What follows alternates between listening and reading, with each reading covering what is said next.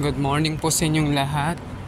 Today is my second day of vacation and today is Wednesday, August 30 and the time is 6:12 in the morning.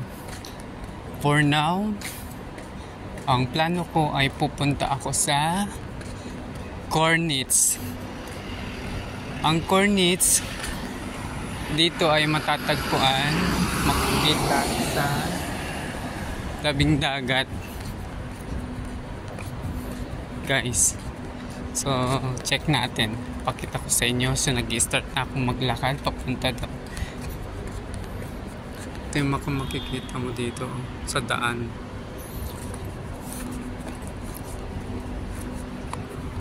Yan, mga malalaking building.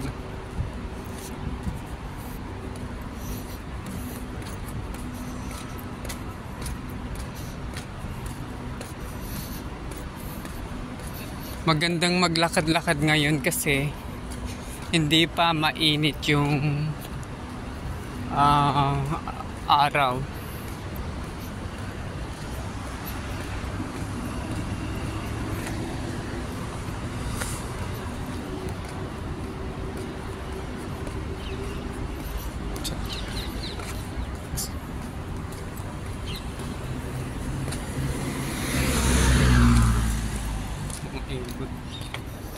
Dito na nga lang ako.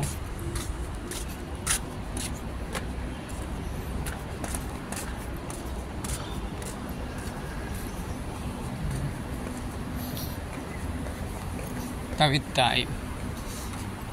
Ayan, Adnok oh. Yung Adnok, Adnok at Ednok. Yan lamang yung tanging gasolinahan dito sa UAE, which is government owned. Hindi siya kagaya sa atin na may Shell, may Caltex, may Petron, which is private. Dito government owned siya, Adnok and Ednok.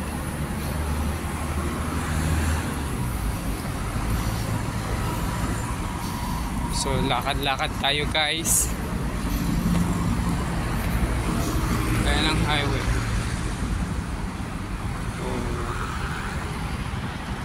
Ito makikita mo dito sa kalsada. Ayan. So going back to walk. Dito, guys, parang nasa Pilipinas ka lang. Ayan, school bus.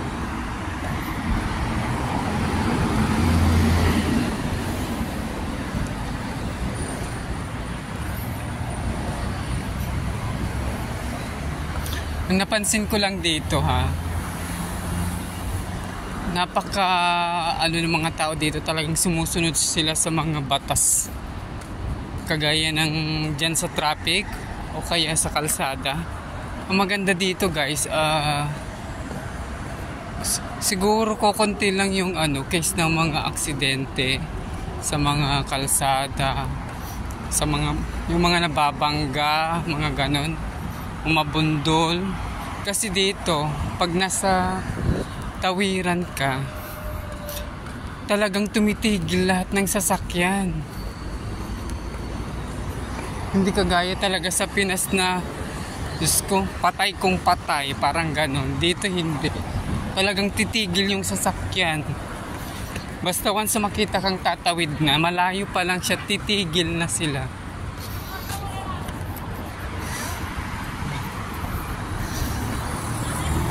Ay, may mga naglalakad din. Ito yung view, guys, oh. It's 6:17 AM. May mga naglalakad na papasok sa work. Ay, school bus.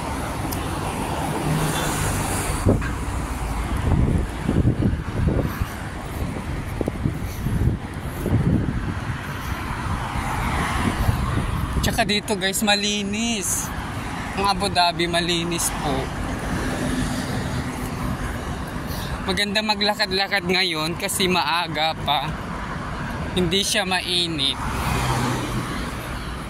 Kaya kung talagang gusto mong mag-jogging, maglakad ng umaga is the best time. Kasi sa pagdating ng hapon, sobrang init.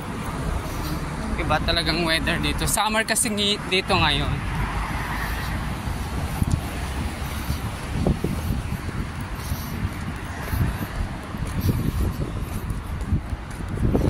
Daming sasakyan.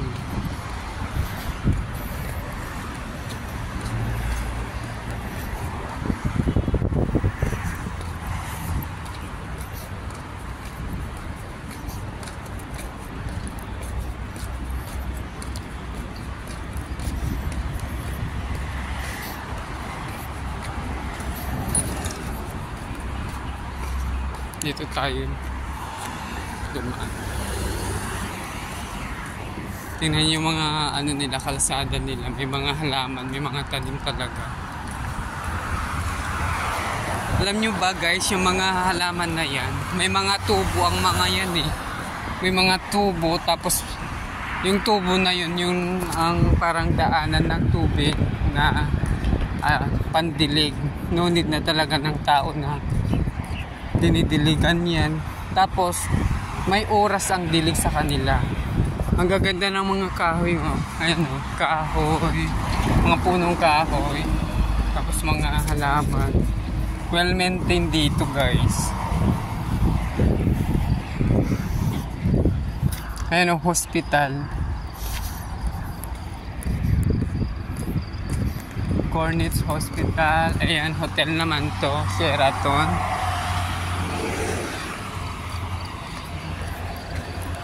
Ito rin ang hotel to, Aliyah Tower and Sofitel.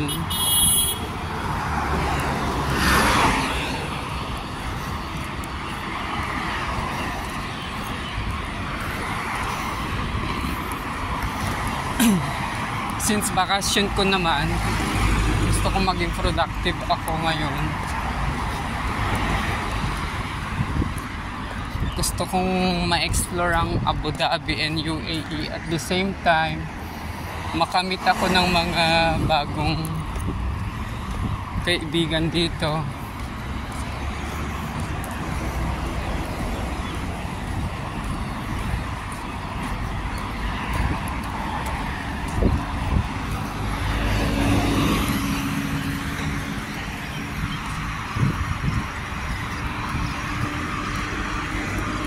Ayan, Sheraton Hotel, oh.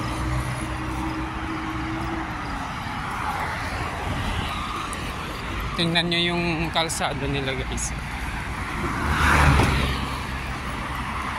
Ang linis.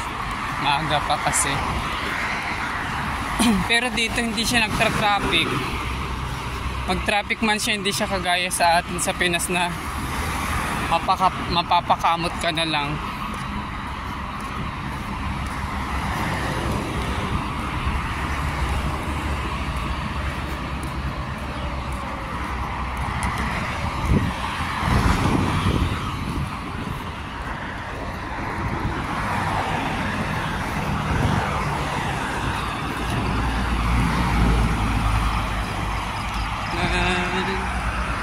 Yung Sofitel, oh, ang taas. Maraming ganyan na building dito guys, oh. Siguro nasa 40 to 50 stories to. Parang nasa Dubai ka.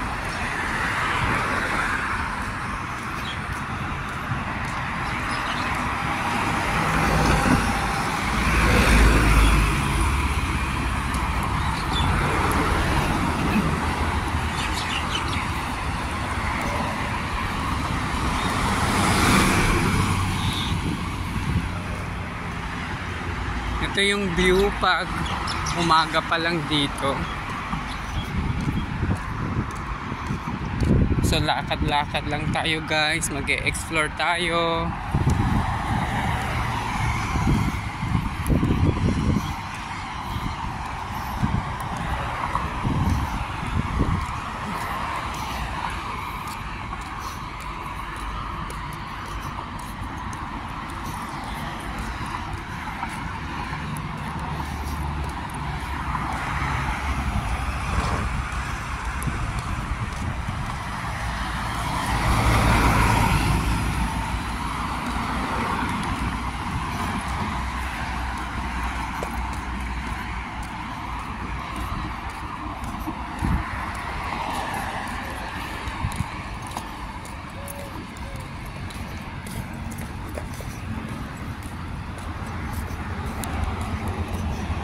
May mga nagja-jog.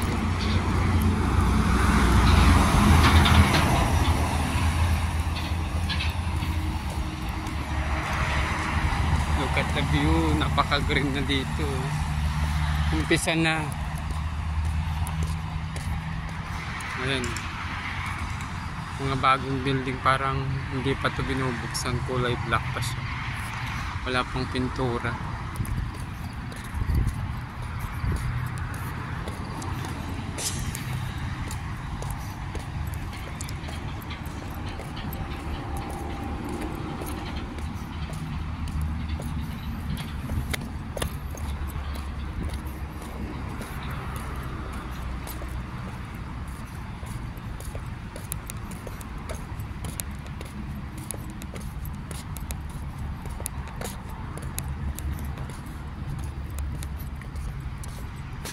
Yung resort na ayan o, Sheraton, mayroon siyang private na siya.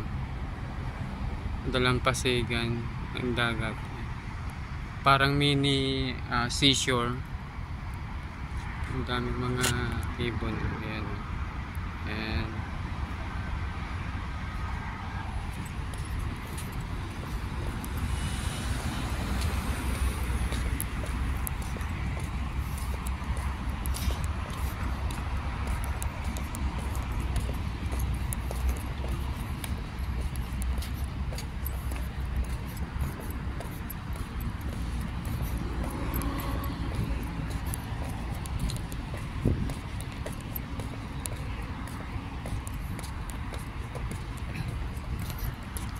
Ayan na si Haring Araw.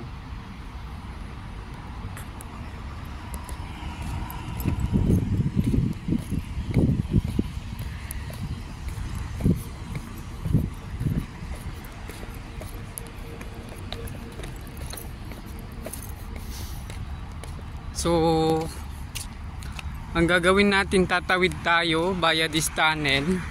Ito, may tunnel dito eh. Ito. Para makapunta tayo sa kabila. So, tara guys. Tingnan nyo yung daanan papunta sa sa kabila.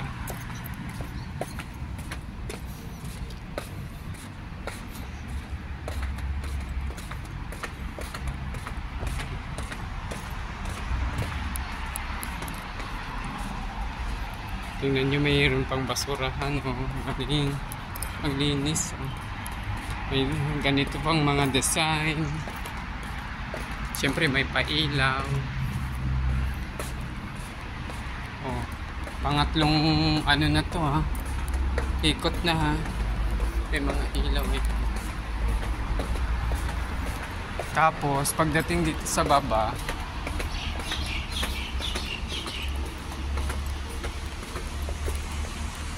ito yung view. Yung mga butas-butas na yan, may tubig yan dati. Ewan ko nga, siguro naglilinis sila. Ayan, parang pools yan. Ito yung nyo, baba, may tubig. Ganon din sa kabila. Ayan.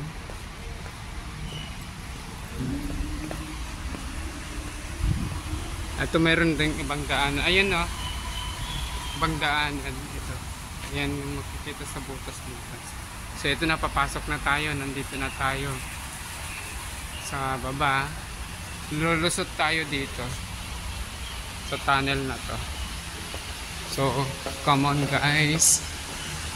Ito yung design o. Tiles siya. So tiles siya. Liliit o. Ang sipag naman at napakatyaga talaga yung mga naggawa dito. Loko. Yung design. Ang ganda.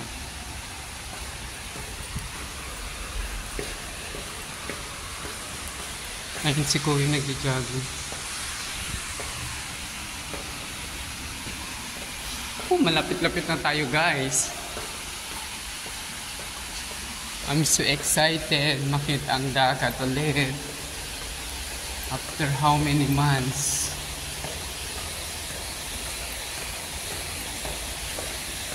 So ito na nga, Lulusot na tayo sa kabila. Ayan lang. May camera pa dito guys. Oo. Ito yung view naman. Pagkalusot mo. May poles. Ayan din. Siguro naglilinis sila. Kaya hindi binuksan ko. Ang daming ibon dito. Oh. Diba? Finally, nandito na tayo sa Cornets. Ang daming ibon. Oh, wow.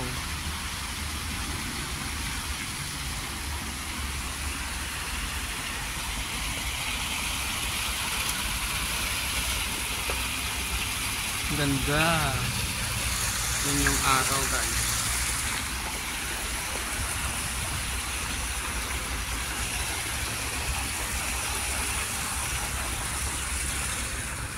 So finally we made it. Ito na yung Cornets. Ayan ang view guys, oh. Ito yung daanan, pwede ka maglakad-lakad hanggang dun sa dulo. Ganun din sa kabila. Yun ang araw, ganda, oh. Oh, sarap sa pakiramdam.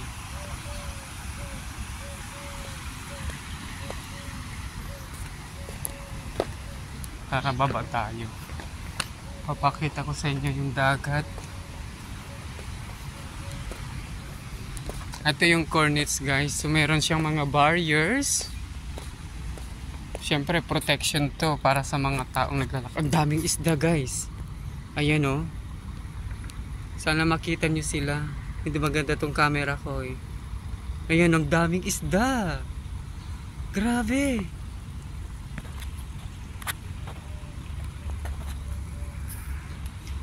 Dito pala guys, parang pinaparami nila yung isda.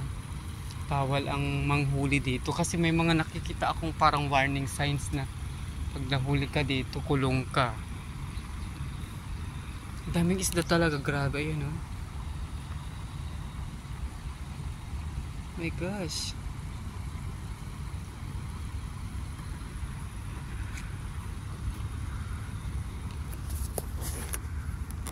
Galing.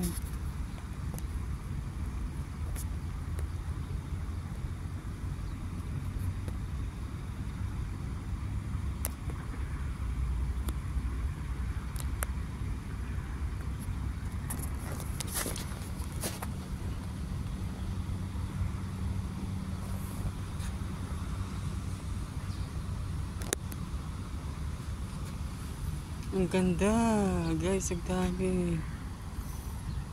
Ayun oh. Baka ito na yung tinatawag nilang school of fishes. Oh, grabe. Yung, ang dami talaga, grabe. Ayun oh, isang kumpol oh.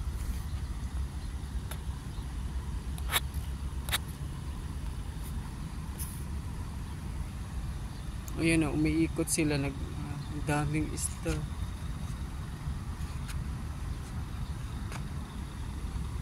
Grabe, nakakatuwa.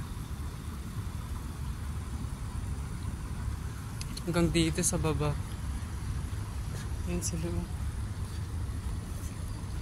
Puro isda lahat yan. Ang dami. Grabe.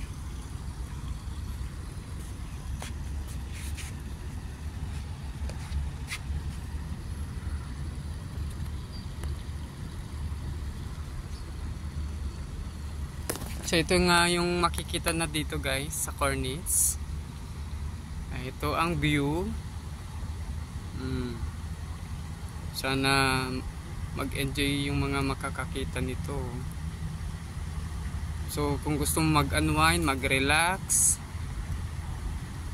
mag-isa ka o may kasama, gusto mo ng libre pero worth it, pumunta ka dito sa Cornets. Ito guys, dagat to ah. Dagat, pero dito sa may banda dito nakakapagtaka lang. dahil may barrier, hindi mo nakikita yung alon dito. Unlike dun sa mga sa atin, 'di ba, pag ganito sa dulo niya linalagyan siya ng tinatawag nating seawall, may alon pa rin, which is yung alon sinisira niya yung yung ginagawa nilang seawall. Pero ito dito sa part na to, wala siyang alon, pero may part siyang tinatawag nilang parang public area, which is talagang pwedeng maligo. Mayroon din siyang malawak na tawag nito, malawak na pwesto, parang public beach kumbaga, parang ganon. Doon sa part na yun, no, sa may bandang flag na yun. Yan, doon sa may bandang flag. Pwedeng maligo doon, guys. And absolutely free. Doon umaalon and white sand siya. Dito na nagtataka lang ako sa part na to.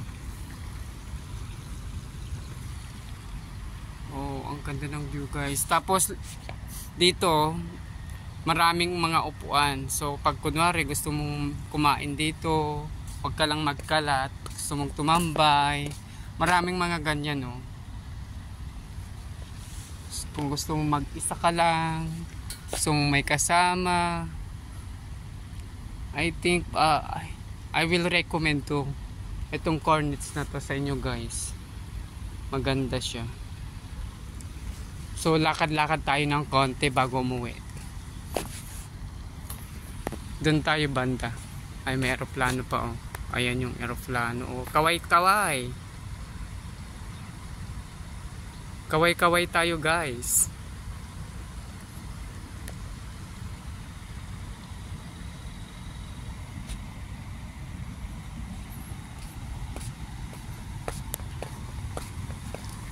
Tara, umpisan na natin maglakad. So ang lakad natin via north. Kasi dalawang north and south eh. So pa north tayo.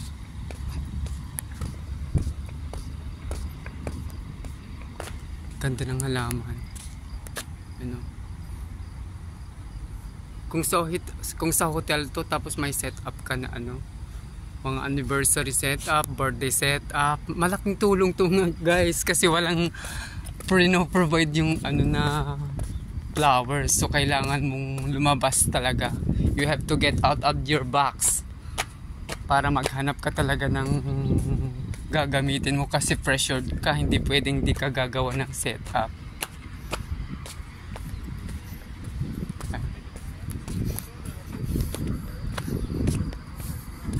Ito mga to, maraming dates dito. Kaya lang, tapos na ata na munga, nakuha na rin yung mga bunga. Nung huling punta ko dito, maalala ko may mga bunga eh. Ayan, may mga pusa dito, oh. Alam nyo ba dito, mga pusa, ang tsuri nila dito sa kanila, parang tao din. Kagaya ng mga yan, nakakalat lang na pusa. Minsan may nakikita akong mga tao na nagdadala ng pagkain eh, tapos binibigay sa mga yan, yung mga pusang nakakalat. Hindi pa ako nakakita ng aso dito. Ang nakikita ko lang mga ibon at saka pusa. Kahit dyan sa mga building na yan, pag may makita kang pusa sa labas, binibigyan sila ng mga pagkain. Hindi tinatapon, na linalagay talaga sa linalagay talaga sa baunan. Kahit yung mga ibon, pinapakain nila, linalagay sa baunan. Ang galing eh.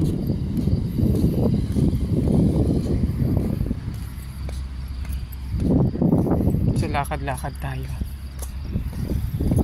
Oh, ganda ng view, nakaka-relax.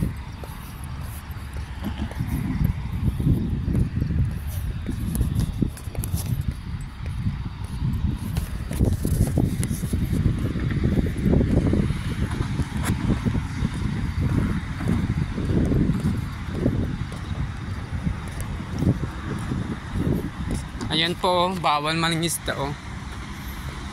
Bawal po mangisda. Oh, may warning sign na po. Sa part na to, compare dun sa pinanggalingan ko, mas mataas to eh. mas mataas. Ayan o. Galing ako dun sa baba ito kanina, pinanggalingan. Diyan ako galing. So look at the view guys. Ayan na sa kabilang niyan, island. May bundok pero kalbo. Ayan o, island. I don't know kung man-made ba to or natural ano to.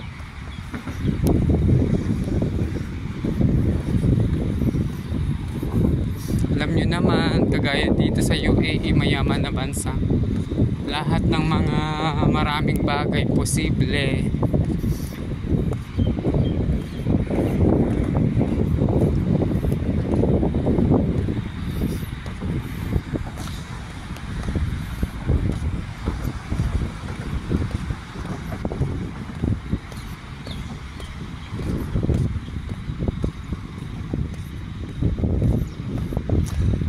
Marami sa atin pag narinig ang bansang UAE, ang laging naiisip Dubai. Yung mga iba, imbes na UAE, sinasabi Dubai. So parang mas sikat kasi yung Dubai na tawag sa bansang itong UAE. Pero hindi alam ng marami sa atin na yung Dubai, isa sa mga 7 cities lamang na bumubuo sa bansang UAE. Tapos ang Dubai, katabi lang siya ng Abu Dhabi, which is my location. So Abu Dhabi is a city also, Dubai is another city. Kaya lang mas sikat talaga yung pakinggan yung Dubai. Pag naririnig mo yung mga tao Dubai, imbes na sabihin sa'yo yung ibang city dito na Abu Dhabi, Sharjah, Ras Al Khaimah, Al Ain, ang binabanggit Dubai, which is talagang mas kilala siya talaga. Pero ang di alam ng karamihan, yung Dubai, ano lang siya, isang city lang siya, sikat lang siya. And take note yung Dubai hindi siya yung capital city ng bansang UAE, kundi itong Abu Dhabi ang capital city. So ito yung kabisera ng bansa. Dito mo makikita yung presidente, lahat ng nahalal nandito. Nandyan yung parang Malacanang nila, yung tinatawag nilang palace.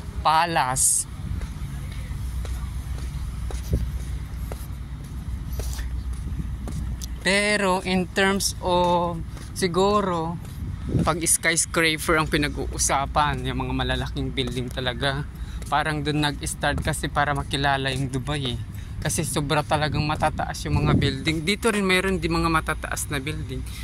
Kaya lang compare sa Dubai, mas matataas pa, tapos marami talaga. Dito din marami din pero mas maano sa Dubai. Yung Dubai naman guys, sobrang crowded siya. Para siyang Maynila, kumbaga. Ito naman, Maynila din ng itsura, kaya lang in terms of population and in terms siguro sa land area, parang mas maluwang to. Kaya siguro yung ano ng tao, parang mas spacious kumbaga. Yung dagat o mayroon mga lumot-lumot to, ayan o, pakita ko sa inyo. Sa atin yan inuulam eh, diba?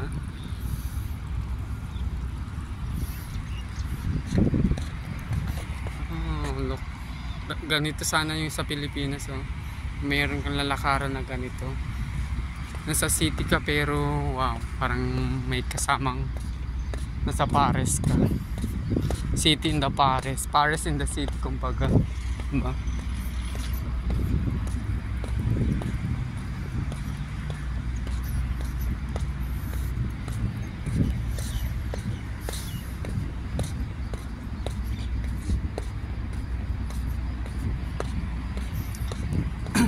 Dito sa Abu Dhabi guys, parang nasa Pilipinas ka. Kasi pwedeng magkasama babae, lalaki. Pwede, sa lalaki pwedeng nag-short, kahit sa babae pwedeng mag-short eh. Pwede kang magsuot ng sexy dito. Mas parang sa Dubai naman, mas ano pa doon, mas free pa. Mas may freedom ka pa talaga doon. Compare naman dito, medyo in terms of some many factors, may mga ano na dito mas strict compare sa Dubai. That's why yung mga Pinoy na pumupunta dito, mas preferred nila pumunta ng Dubai kasi gusto nila magawa nila yung gusto nilang gawin.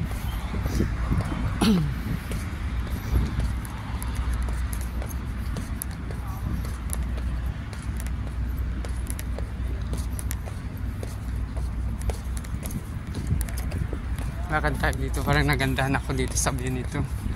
Ayan o guys, papakita ko.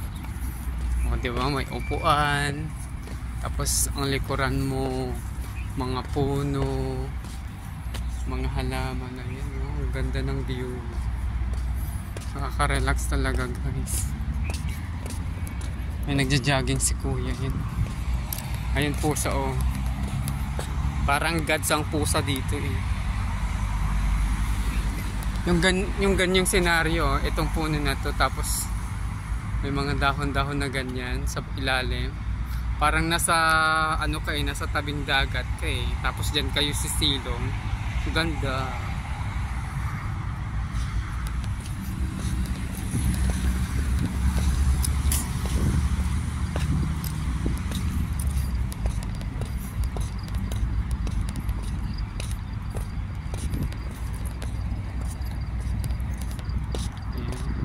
Lakad tayo dito. Ganito sana sa atin yung mga public area.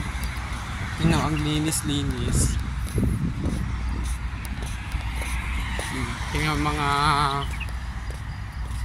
halaman, no, talagang well-maintained. Yan, kinakat nila. Ayan, kinakat nila ito. Oh, look guys.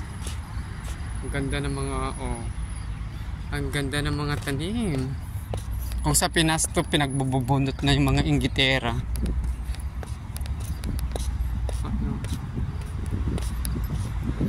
Pinagbubunot na tapos itatanim sa bahay, no? Tapos i-online selling.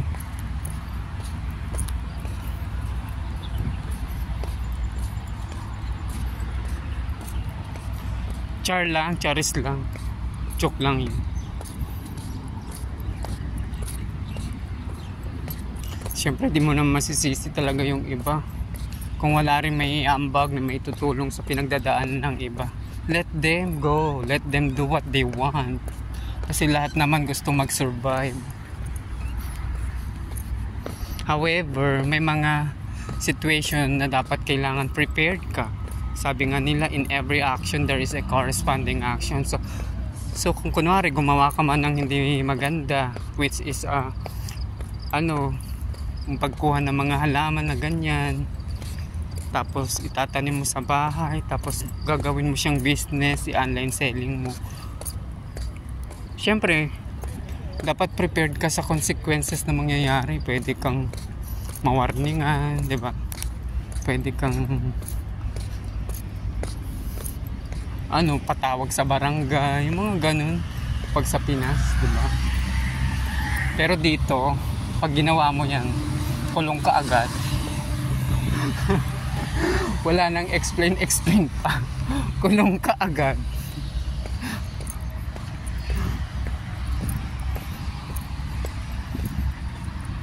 Ay, ang ganda talaga guys. Sana dito kayo, promise.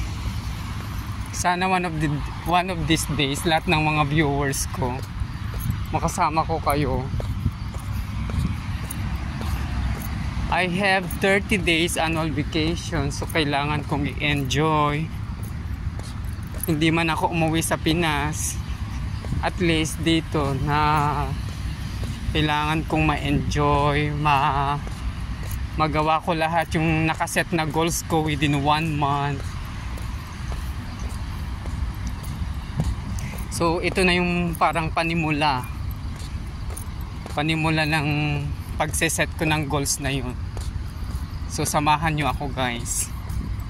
At sana lahat ng goals ko na yun ay makamit ko.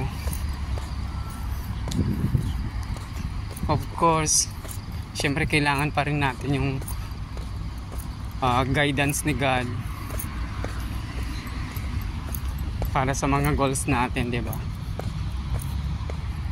Sa kabila naman guys, ang ganyan ng view, ang ganda. Ang ganda rin, kabilang kalsada. Ganda.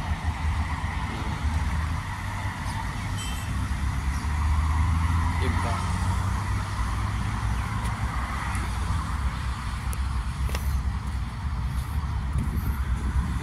Ayan, may mga kalapati.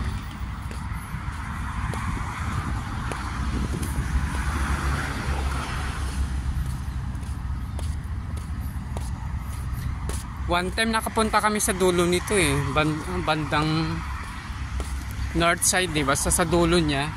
Kasi one time yung ka-work ko nagpasama bumili ng isda. So parang mayroon siyang tinatawag doon na dampa. Dampa, parang market ng mga seafoods. Pumunta kami doon, napakalayo guys. Malayo siya. And hindi rin kami bumili ng isda kasi medyo pricey rin pala yung isda doon.